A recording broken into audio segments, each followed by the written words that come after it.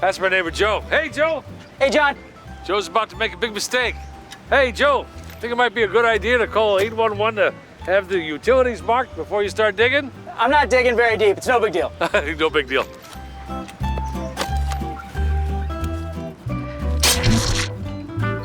Dad, the TV's out. Internet too. Remember, safe digging always starts with a free call to 811.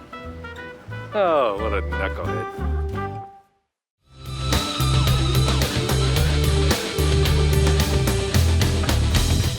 All right, so we're here today again on the Paul Jr. podcast, and I got a good friend of mine in the studio.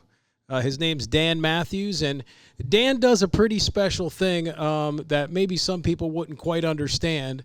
Not only does he do auctions, and he could tell you a bit about that, but he also authenticates signs, among some other things.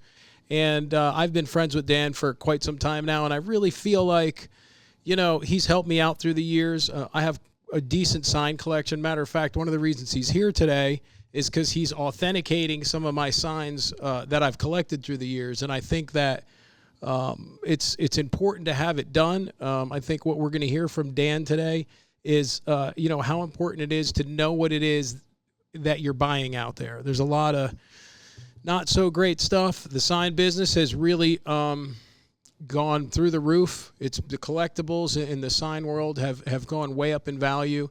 They seem to be holding really strong. And I really think it's important that you know what you're buying, and then to have a guy like Dan to come in and authenticate it so that you know what it is that you have. Values are constantly changing, and he's really got his finger on the pulse. So I'll stop talking now. And what's going on, Dan? Well, not much. Good to be here. What you said was I authenticate antique advertising, basically. That means anything that advertises anything. And the second thing is that we started this business because a lot of people have spent a lot of money on signs and advertising that over the years, and as the prices have went up, since I've been doing this since 2000, selling antique advertising. Wow. And in 2000, we sold a sign, which most people won't know what it's called. It's called a Musco sign. It's 48-inch, brilliant Indian chief, you know, full headdress, all this kind of stuff out of Muskegon, Michigan, called Michigan Mile Maker. Mm-hmm. And it sold for $20,000. And I'll never forget this, that when we got out of the auction, I walked outside after the auction, and these guys are all standing outside the market. He said, "This is the top of the market. It's downhill from there." I was honest to God. I'll never forget that. These guys. What's that sign now? That sign, the last time it sold, it was at $250,000. And that was plus the buyer's premium. Yeah, it was maybe like $275,000. I mean, and if I had one today, I could probably get $300,000 to $350,000 out of it. I mean, that's, you know, who needs the stock market? You know what I mean? It's well, like, but the other thing is, Paul. But I always tell people all the time is, and you got to think about this too, as a collector, buy something because you like it. Right. Anytime you collect anything at all, I don't care if you collect Beanie Babies or you collect race cars or whatever you collect it because you like it, not because you make money on it. I agree with that. And because you got to, you know, if you're just strictly an investor, then you got to play it like the stock market. You got to watch it every day, and know when to get rid of it. But when you're buying it, but the thing, what I'm doing with this, and my partner Joey Whiteside out of Tryon, North Carolina. All we're trying to do is we're not trying to, we price stuff, and we're trying to show a price trend over the years. We put prices every time we authenticate something, but we're trying to give people that when Paul goes ready to buy something, he sees a tax sticker on it, and he looks a number up on my website, that it's an original sign. So I don't care if you pay 20 times what it's worth. Right. It doesn't matter if you pay 20 times less than it's worth. It's that you're buying an original sign, and you know you're buying an original sign. Yeah. Okay. Well, I can appreciate that for certain. I do agree with buy what you like, but man, I love to make money on signs. Well, I mean, you know, and I got to tell you, it's just, look, you know what I do for a living. I build motorcycles. Right. I'm a designer by trade, right? But I'm in love with this history. I'm a fool for history, especially once I start to do my, you know, studies and look into it. And then I love the graphics and early advertising. It's what I do now, right? I mean, early advertising. I mean, marketing is what I do. I build motorcycles, but for corporations to sell their brand. So I'm very passionate about the signs, is just about as much as I am about doing the creative process. But as much as I love them for what they are, I love when they appreciate. I mean, I love that aspect almost as much. It's interesting for me, collectible wise. It's like, I don't know. It's that twofold. I mean, you come in, I buy a sign for $1,000, and you say, well, that's worth $5 now, and that's. Well, I mean, come on, that's great because you know what I do? I come in here, I look around, I love everything I'm looking at, and it's not. Look, it's good to have a balanced portfolio. We all know that, right? I'm not saying put all your money in signs because tomorrow it could be the other way. Exactly. That's just that. The industry's that way. But for me, I love looking at my money on the wall. I know that sounds weird, but it's like I know that's worth more than I pay. It'll never go back down to what I paid for it. I don't think. No, I don't think so. From good stuff, I will. There's a comparison I'll make. Is I still don't think this is a mature hobby. Right. And what I mean by that is that why I'm in it? Is that what you're saying, Dan? Yeah, you're immature. Yeah, there you go. Well, we all are. Whoa, what's going on here? But no, what I'm saying is people have been collecting antiques since for 1,000 years. I mean, the people in the mid ages did Egyptian stuff. Okay? Sure. Yeah. And then what it seemed was with like antiques. That's where I started. I'm a decorative art collector by heart. I collect art, pottery, and glass. Okay. And posters and stuff. And signs came into it because I started selling them. Right. And my house is mostly art, glass, and pottery, but I've got 40, 50 signs in the house. But what I mean by the immature market is we've only been collecting this stuff since the 80s, 70s, or 80s. People might have did it before that, but it's only been an organized thing since sometime in the late 80s. Right. And they've been collecting, like with all the Antiques Roadshow, then the internet came along and eBay come along. Well, there was such a big Pickers. No, Pickers. This is the next step. Right. But back then, with the antiques, like a lot of common stuff that used to be worth money is not worth as much. I had 1,000 pieces of art pottery at one time, like Roseville, Weller, and that stuff. stuff is gone. It all went down, but I mean, luckily I got rid of what I wanted to, and a lot of pieces I have aren't worth what I paid for them. But I'm buying pieces now that I couldn't afford before because I still like them. Right. That didn't change. They're just worth less. They're just worth less, and I still buy them, and I think they're not going to go down any less. Now, there's some stuff that'll never come back. Right. Like early American pattern glass, some patterns. Yeah, that stuff has seen its day. Furniture and glass, some furniture. But on the other hand, the blue chip stuff is always good. The top 20%. Yeah. And condition, top 20% in condition. Yeah. It's always going to be worth something. It's funny what you're saying too, because when you think about these signs that are worth all this money, 5, 10, 20,000, even $500. Right. Most of them are getting pulled off of roofs of barns. That's how they valued them. They valued them to keep the snow out or the rain out, or or make a floor. Right, that's all they were good for once they stopped using them. I mean, to interrupt you, but that's the thing about it is this stuff is still getting found in the wild. Yeah, a lot of your antiques they're already in collections. I mean, it's just amazing because me being an authenticator that some guy finds 20 of them in a stack, and they're still doing in that. the dirt. The porcelain especially. Yeah, porcelain is that, but I'm saying like tin signs in the crates in an attic someplace. Some guy just found 5 whistle soda signs with the elves on them up in Connecticut or someplace. And I authenticated them. I had no problem with them being real, but I asked them what their value. I thought the value, because I didn't know, because I had never seen them before. Mm-hmm. And that was just to get an idea. And they were thinking they were going to get $10,000 a piece for a tin soda pop sign. Yeah. And that guy put $7,500 on them, but yeah. But I'm not out there to value everything. I'll give you an idea of value. You can give it could go half or twice as much. Exactly. But your job, and this is what I like about it, because because with the industry booming the way it is, and you have to admit its signs are hot. Right. It's there's a lot of fakes out there now. I mean, people are making great fakes. Yep. I think they're even starting to look at what's going on in these chat rooms, because there's a lot of stuff going on online through COVID. I feel like, in my opinion, from when I got into collecting signs about 5 years ago till now, I think the big boom has been this COVID thing. And the reason being is everybody was at home. People are getting bit by the bug, and the collecting bug. It's a strong one. You can't shake it once you got it. And accessibility is there for those who don't travel. I know personally, I've never been a social media person other than through my business. I have an account just to access sites so I could see what's going on in the sign world. And now there's auctions online, and it's just grown exponentially. And I think there's new blood in it, which, when you look in the car world, a lot of times certain years of cars start to fall back because there's no one coming up behind it, right? Like 40s cars are soft, right? But in this situation, I feel like it's pretty visceral. There's like a young crowd coming up. The older guys got the money. They're buying the $150,000 signs. The young guys are buying this stuff for $250, $500, whatever, and they're getting into it. And so it's growing with it has a strength, I think, a uniformity to it. It's not I don't feel a bubble, even though I'm pretty surprised at what some of these things are worth right now. It does feel strong. Would you say that about it? Well, I think it's very strong. The only two things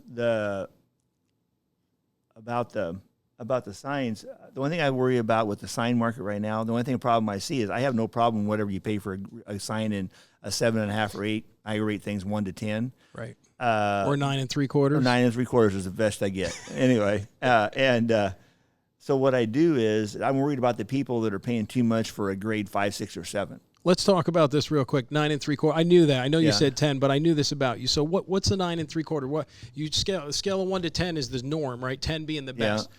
Why don't you award 10s? I don't think anything's a 10. Okay. And that's why I started. You're a perfectionist then. Like me. Just like nothing can, no Be sign, perfect. no sign can be a 9, greater than a 9 with a chip, a paint chip, or a chip in the porcelain. I don't care if it's a flea bite. That's just something I started a long time ago, so you can't vary from Right. that. And That's all I great. try to do when I grade something, for auctions, and I grade for, besides my own auction company, I grade for several other auction companies. I do their cataloging. And I just try to be consistent. Yeah. And that's why they have me do it. 'Cause Sure. people, when Well- I say something people know what it is. Right. Well, I could see integrity is like, it's everything in your business. Right. I mean, it's everything in life. I'll make that statement. But for what you're doing, you have to have a lot of integrity. So here's me having you come out here. We've known each other for a few years now, right?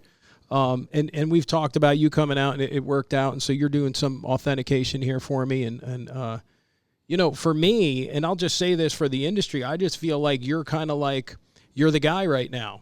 Really. I mean, if I look around, if Dan Matthews has his tax sticker on it, it's good enough for anybody. And I like that I have a lot of signs that might be unusual. And if I ever go to sell them, it might scare some people because there's maybe not any results out there for them, or they've never seen it before. And so I like that you're saying, yes, this is real. Maybe whatever your price is, it may vary, but at the end of the day, I know that I'm going to have a bigger audience when I put it in an auction or just go to sell it to an individual and I say, look, tax certified by Dan Matthews. That really means something. Well, that's what we want, because it doesn't matter what I rate it, because I can't guarantee the rating because I can't slab them. If I can't put it in a holder like they do for coins or ball cards. Right. So my thing is what my main thing is that we're guaranteed to be authentic. Now, on the other hand is, at some point, there has to be somebody else to have a company to compete with me. Sure. I mean, there has to. Are you? Should I start one? You should start one. Yes. And why I'm saying this though is because I could, everything's gonna have to be certified at some point. Sure. I wouldn't buy anything. The first thing, let me say this. So I didn't mention this at the beginning. When you're buying, whether you're a new person or you've been doing it for 30 years, whoever you buy from reputable people. But the other thing is, ask them if this piece is authentic or real, and if they guarantee it to be, and they'll take it back if they find out it's not. Wouldn't old be in there too? No. No, because 1980 is not old. Right. And there's signs from the 70s and 80s that bring, not big money, but they're still Authentic is the key. authentic. Real. Well, I stickered the other day. original. Because I've had these conversations with people. It's interesting because if you don't word it correctly, they'll say yes to it, or people will even market their signs with funny wording. Like vintage authentic or yeah, something. like authentic vintage. And you're like, well, is it old and is it real? Well, Or contemporary. it's from the 80s, so that's old now, I guess, which is kind of scary. Well, I but- stickered a sign the other day from it was dated 1986, a Spuds McKenzie parking sign in the original box. I mean, that sounds funny, but Well, I'll tell you, that stuff, think about it. That's 40 years old now. That was the first year they came out with Spuds. And that was hot back then. Remember? And it will all again. the commercials. It's funny because that's really coming around. Right. That stuff, I see it across the board. Even 70s stuff. Want a little tip on Bud Light stuff? Yeah. Okay, originally it came out, I thought it was 6 months, but they had talked to them, it was like 14 months. They used Budweiser Light, and nobody would buy it. And then they went to Bud Light, and it took off. Amazing. So it's stuff that says Budweiser Light on it is more. They only do it for rare, so long. shorter so in the period of future, time. that's going to be worth money. Sure, for the collectors, for right. the Brewiana. Yeah. How do you say? Yeah, that's it, Brewiana. Brewiana. Yeah, Brewiana. Wow. So let me do this because maybe I didn't set this up quite right for you. I call you guys up. I set it up for you to come and look at my collection. What's the process? So walk me through what that looks like. when you walk around, what am I getting? What is your process you go through? And when it's all said and done, what do I have to show for it? Okay. Well, first of all, depending on how many pieces, if you have a collection to do, because you have to have at least so much stuff for us to go to the site and do it. And we do have people mail it to us, and we do it at shows, or like what I'm doing with you. We're not doing that many things, but I'm doing it on a trip where I'm coming through here and doing other people's collections. Right. And at a discount. At a discount, yes. Yeah, he doesn't know he hasn't signed a price sheet yet, I don't know. He don't know what my prices are to start I'm with. getting But nervous. and it's all based on the value of the sign, and that's why I'm not doing appraisals. When you do appraisals, you can't do it off what you value stuff at. But anyway, that's another legal thing. Okay. But and that's how we break it down. And basically, I walk through and I tell you what it's going to cost you.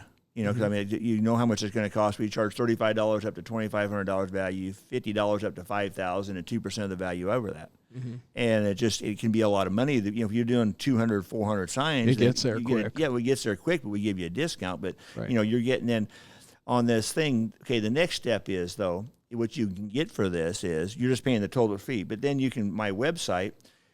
There's 3 levels. There's silver, gold, and platinum. On silver, you have to sign up to be silver. It doesn't cost you anything, but you can go on there and search the TAC numbers or search for items and see pictures and stuff.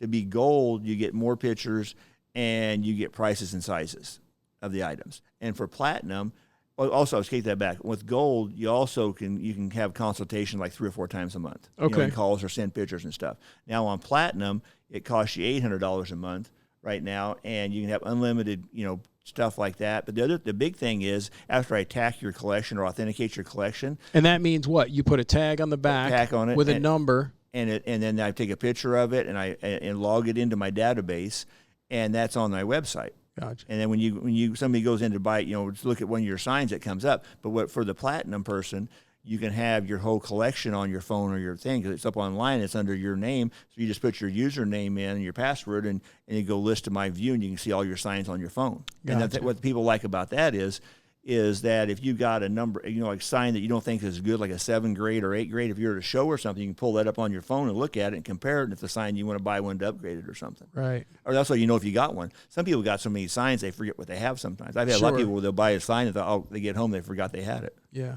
I don't have that problem no, yet. Not I'm yet, working but you will. towards that kind of a problem. How old are you?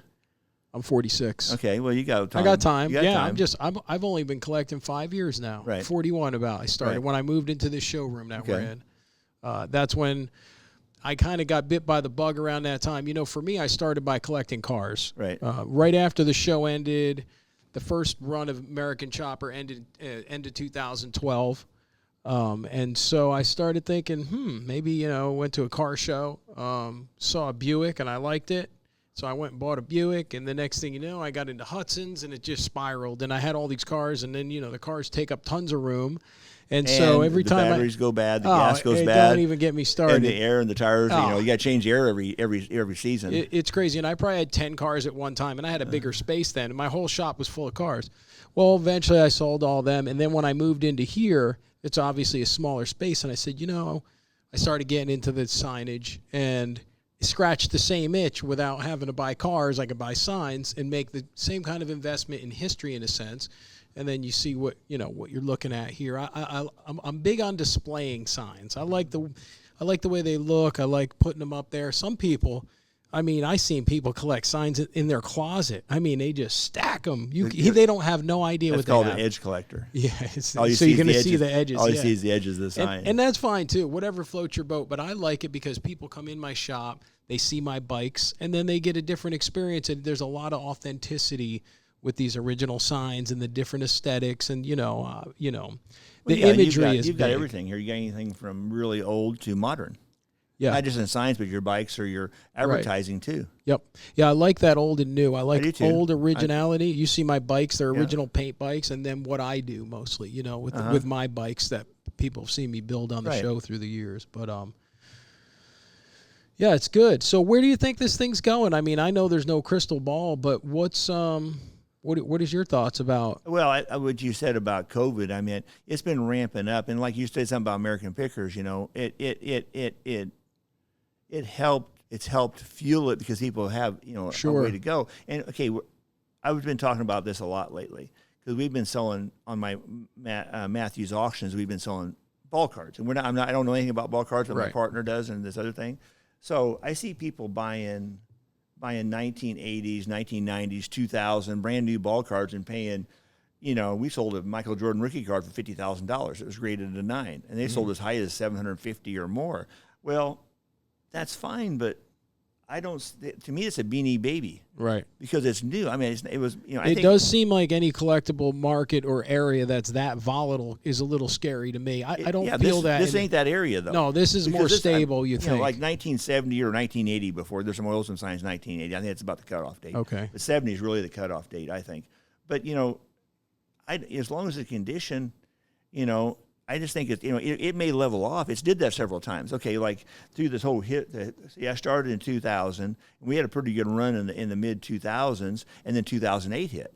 Okay, 2009, and what happened was the good signs didn't go down in value. I said they stagnated. They just kind of stayed the same price, bounced along that price. But the I call the lower end or junk signs, they went really down. Right. And that's what's going to happen again if we have a downturn in the economy in 6 months or 2 years or 10 years.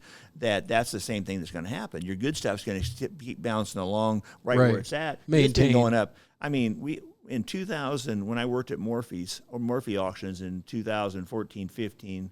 Anyway, I got the Kyle Moore collection, which is the largest sign collection in the world at the time, and I got it because of who I was, but I would never got the thing because I wasn't a big enough company at the time. So it worked out as a perfect storm.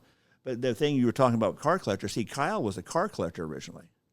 And he decided he didn't want no cars anymore, so he started buying signs and got rid of all his cars and filled his sign up, basically the same thing you're talking about. But at that time, that was like a peak of the market at the time, and that was 14, 15, 16. And then stuff kind of like stopped. Sure. It stopped, and it was kind of going downhill. I didn't think we hit a peak or not, and we bounced along. And things kind of kept going up a little bit. But then when COVID hit, everybody stuck at home. Yeah. And then and the build-up stuff. It drove this market. It helped drive this market because there was more and more collectors on there, and then they could get it on Facebook. And everybody could see the stuff on Facebook. Yeah, and then everybody, remember, you used to have to pick. Right. Now you pick online. That works good for me because I've almost always done that. I've never been... excuse me, I've never knocked on the door. Everything you see in here, and not only that, people haven't brought me this stuff. I've gone and found it, and I've had to be real resourceful, especially when I was super busy. Right. So, I think it's really interesting, to go back a little bit to talk about American Pickers. Right. I look at American Pickers and I see what they've done for this industry, which is a lot for sure, especially more recently, the past few years. And I'm good friends with Mike and, these guys. But it's funny because we did the same exact thing for the motorcycle industry. We changed the whole face of the industry. When American Chopper first came out, it was a phenomenon that changed the market globally, which is wild when you really look back. Right. And I even remember back in the early 2000s, there was an article out there giving credit to the show for Harley's 10 or 15% increase in sales. And of course, they said, no, it has nothing to do with American Chopper. It's all of our marketing. I could see that a lot. Oh, it was huge. And everybody was buying bikes who never got into them and building them. It was a craze. And I feel like Pickers has done that for this hobby or I guess it's an industry and or hobby or both. Right, slash both. Yeah, slash both. Because it just put it in everybody's living rooms in the kind of way we did with the bikes. And Rusty Gold, man. That's a big thing. I tell them is that people ask me what I do, and I say, you ever watch American Pickers? Oh yeah, that's what I do for real. There, you're done. You really don't need to explain much more, right? Because or they say, I want to hear you're an auctioneer. Do that thing. Yeah. Do the numbers thing. Are you an auctioneer like that? But, yeah. I'm just an auctioneer. Yeah. Oh yeah. Okay. I'm not no big time a bid caller. Yeah, I can't. But, yeah. Do that thing. That they always have to do that all the time. Yeah, that's funny. One Call Concepts is an official sponsor of the Paul Jr. Podcast, and I'll tell you, I've been working with these guys for so many years now. Essentially, it's 811, call before you dig. And I've built a bike on air on American Chopper. I built a trike on American Chopper. I even did a Corvette in between when we were filming and not filming for these guys. And it's worked phenomenal for their marketing. And, it's really so important to know that if you're ever going to dig in the ground, whether it's at your house or at work, that you call 811. Here's what's great about 811. It really can save lives. You dig in the ground, you got to worry about hitting a water main, gas main, electrical in the ground possibly. And it really does save lives. All you got to do is call 811 and it's free. It's like, how do you not make that call? It's free and it could save your life. So these guys have been one of the best clients I've ever had through the years, and I'm really excited that they're sponsoring my podcast. And all I could say is call 811 before you dig. So I guess there's a revitalization of Route 66 and that whole, and I know of some of this stuff where they're taking some of these old service stations and, restoring them. And it seems like that type of Americana nostalgia is coming back. And I guess the question is what is it driving what we're talking about here, or is what we're talking about here driving that type of a thought process? I think what we're talking about here is driving that thought process. Right. So I it's working in that get this wrong. direction. Route 66 has been collectible for a long time. Right. Just because of from people, a show that I don't even remember, Get Your Kicks on Route Right, Route them 66. songs, That's like yeah. the early 60s. Sure. I don't remember that. But I've always known people, I would say of anything besides Marilyn Monroe and Elvis Presley in the United States, that Route 66 stuff Right. is reproduced more than anything else. Right. And there's like one of the things that's Reproduced. You mean reproduced. like knockoff, Knockoff, Route knockoff fake 66, stuff, yeah, everything, yeah. because it's so iconic. And there's even one MJM Studios back in the 40s, 50s. I don't know when it was. They made cast iron road signs. Yeah. And they're Produced them and gave them out at the casino. No. They used them for the show, for some shows and stuff. okay, yeah. And they had them. They weren't even the right size or anything like this. But the original ones were marked with a tag that said MGM Studios. Well, the guys that are to knock them off and sell them as real. Yeah. And the biggest thing right now for anybody that's just starting out, all the signs that say historic Route 66, the big brown rectangle signs. There's original ones of those, but most of them are fake. Right. Yeah. I mean, so, and it's that's a Route 66 signs is a slippery slope. And one last thing on Route 66 signs, any Route 66 shield, embossed shield that's made, it says Kansas on it. Okay. There was only 13 miles of Route 66 that went through Kansas. So they're rare. So there was one every mile. And there was probably an extra one for every mile over the years. It was only there for, now I'm not a historian on this, but it was like 8 years. Right. Or 5 years. So there can't be very many of them. So they're pretty collectible. Yeah, they're pretty collectible. That's wild. Those little nuances are important to know. I'll tell you something. For me, getting into it, I've had the fortunate experience to have kind of a network of guys that know a lot more than I do, like yourself, because Right. I've called you on certain signs, because I don't want to make, if I'm spending the money, I don't want to make the mistake. I might take a little bit of a risk, but I want to do an educated, risk. But I've had like a group of guys, if it's Coke stuff, if it's toys, if it's porcelain, Right. I got guys a handful of guys that are pretty much experts, or at least understand what's what, when I don't. And I ask, even if I think I know, just to reinforce Right. and now I've gotten better, but over the past 5 years, I could kind of go with a gut. I've still made some mistakes, that happens. But, there's only one way to really get to being educated, and that's take the chance. What have I told you most of the time when you've asked me about a price on something? It's too much. Yeah, too much. I said, buy it if you like it, but it's too much for me. It's too much to me. And again, probably 9 out of 10 times I didn't buy the sign, I and know. maybe for whatever reason, but that helps me, because Yeah. like I told you before, buy what you like. Yes, that's what I do. But I like when there's room in there. I Right. like to know that at least my $100 Right. bill is going to be a $100 bill 2 years from now or Right. better. Right. See what I mean? Yeah, I do. And that aspect of it is enjoyable for me as well. And it's funny. I started buying when I bought everything. Now I'm really getting picky. I don't. Well, I buy almost. You mature any hobby you mature in. Yep. Well, that's the hope, right? So, Yeah. but the things that I used to collect, there's a big audience for, and then the things I want now, which is, I know what I like. When I first started collecting signs, I only collected really early kind of like tin signs. I didn't even like porcelain. I had to grow into porcelain. I bought that horse, that Pegasus I got here, that neon Pegasus. That got me into porcelain a little bit more, and you could look around. It's not a heavy porcelain place. This is mostly painted tin Right. that I have. That's the look and feel I like. It's that turn of the century, pre-30s, pre-war if possible, but pre-30s even more. Let me talk about a note on the painted metal and stuff. Yeah. Okay, if anybody's going to go out there and collect a lot of early painted metal signs, you have to keep them in a climate-controlled building. Right. Don't put them in your garage where the temperature fluctuates from -20 to 100 degrees. They'll just start to deteriorate. They'll start to deteriorate in two different ways. Sometimes a lot of these signs weren't made to last, so they didn't do very good prep on the metal. They didn't acid etch the metal or the paint before they painted them and stuff.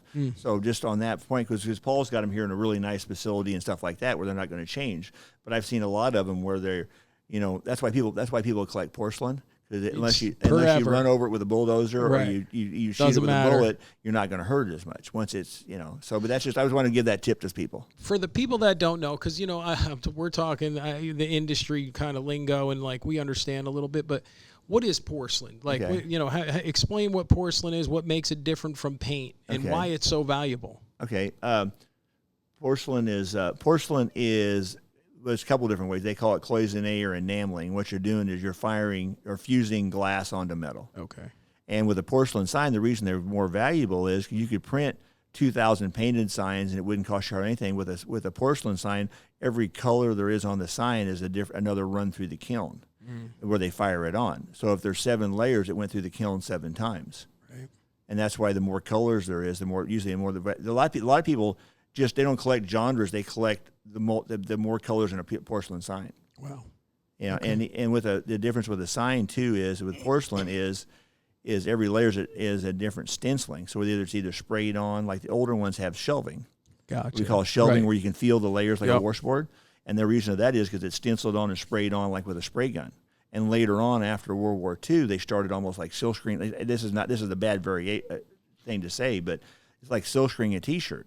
Right. Is they put it on there and put the different layers on and silk screened it on. Thinner. And it was thinner. And then fired it. And they had better ovens. Right. And they probably have better graphics. And more detail. Right. More detail and stuff like that. So that's just the different things. But enameled or porcelain signs have always been the highest.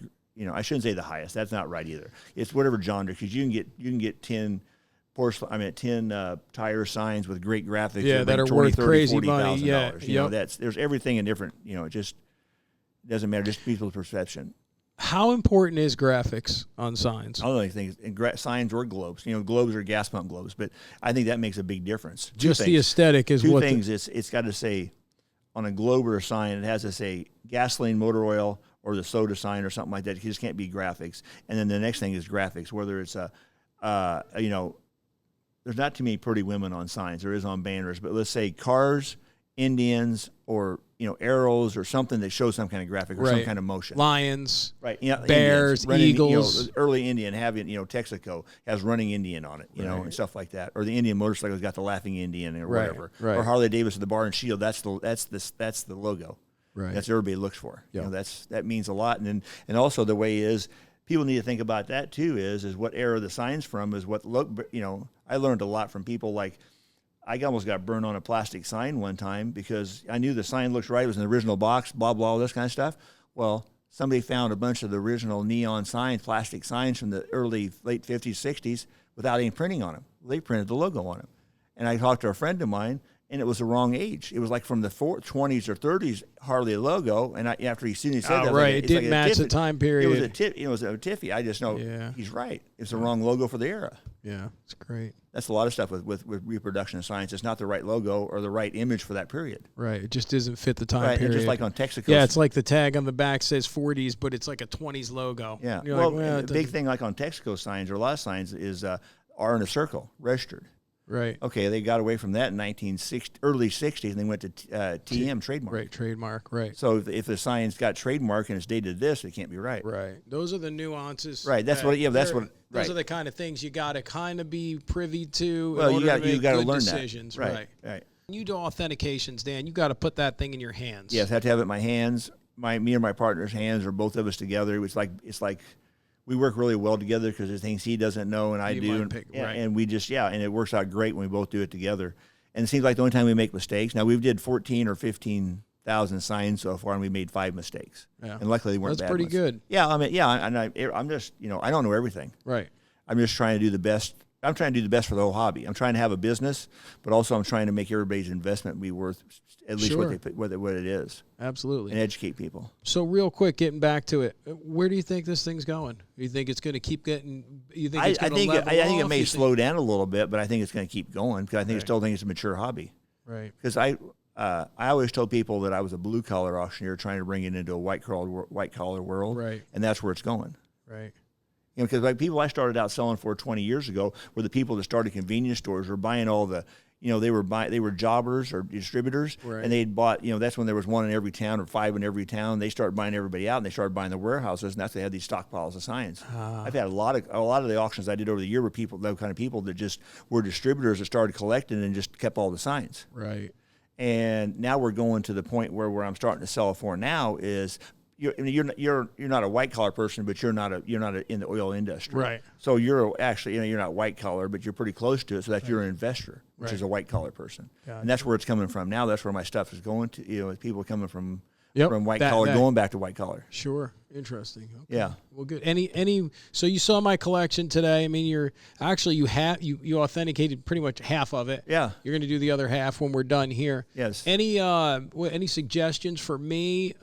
Anything, you know? No. I Any tell people, advice or anything like that? No, I tell people all the time is buy what you like and buy condition. Yeah. Whether, I mean, in the condition now, don't get me wrong on condition. I don't mean, you know, like your lunch sign right here. Right. I mean, to me, that's a spectacular sign because an early punch sign, it's internally lit. Punch sign means it's metal with holes in it, so Right, the light comes backlit. out from the inside. But the paint's not the greatest on it, but it's got a great Right. Because it's so old. Some people call it patina, and that's not really the right word for it, the wear to it, but it's just it's a fabulous sign. It's got the look. Got the look. That's Yeah, it. the look There's is more. the look. I tell you, Once you know the look, you always want the look. well, I'll tell you a perfect example. Back 10, 12 years ago, a friend of mine showed up at an auction. He's not a sign guy. Yeah. He's kind of he's an eBayer and stuff like that. And he bought this sign, the worst Coke sign I had on the sale. I think I graded it about a 6.5. And I'm thinking, why Scott buy that? Scott Miller from Springfield, Illinois. Anyway, I was wondering why he bought that. And I went to his house one time. It fit so looked damn perfect. well. It looked perfect in his man cave. And It the looked stress perfect. or whatever happened to it, it worked. It worked perfect. It looked Yeah, perfect. and it looked I got to great. tell you, that was one of the reasons I didn't like porcelain when I first started, Right. because I like this sense of honesty. Right. That's the way Well, a I lot would of people- describe it. I like a sense. Now, porcelain could be a little dishonest. A perfect porcelain sign is not. I know they're the most valuable, but it doesn't do anything for me when I look at it because I see fake, even though it's not. That's the best thing for my business. My business, though, is I have several dealers that they have they have like a 9+ sign in condition. They have me tack them all. Because people don't know. They don't know if They they're think real. they're fake. They're Well, they that don't know. good. They don't. They know they're real, but they want to make sure that people know they're. You know. Yeah, of course, and that's part of what I have you here for. Right. You know, if your name's on it, you say, "Yep, it's Yeah, real." right. It takes the question out of it, because I've questioned that always, especially on some of the rare stuff. You know, and this is what I say: if Dan Matthews doesn't authenticate this, will you give me my money back? and they'll say yes most of the Right. time. I have that favor sign I bought that. Yeah. And that, I knew it was real, but I say, and he said, no, if it's good. So, but hey, it's good to have a standard in a collectible market like this, in a hobby like this, and I appreciate you creating that, because really that's what you're doing. Otherwise, it's a little chaotic, to be honest with you. That's why I'm trying to stop some of that. So maybe I need, go One ahead. last thing is the reason I started this. I went to my business lawyer, to start setting this company up, and he goes, Dan, why do you want to do this? So I said, give me your computer. We pulled up eBay. We put up 200 items in a search on the page, which is the most you can do. And I put top end porcelain sign. The first 6 pages, so that's 1,200 items. There was like 20 items that were real. Everything else was Fake, repop or junk or eBay's fantasy. famous for that. Yes. We won't Well, I'm get just saying into that. that's We just- don't want to get into any kind No. of woo. No, I know, but I've I agree. So you're creating a standard. It's what I appreciate about it. It's what everyone in the industry out there.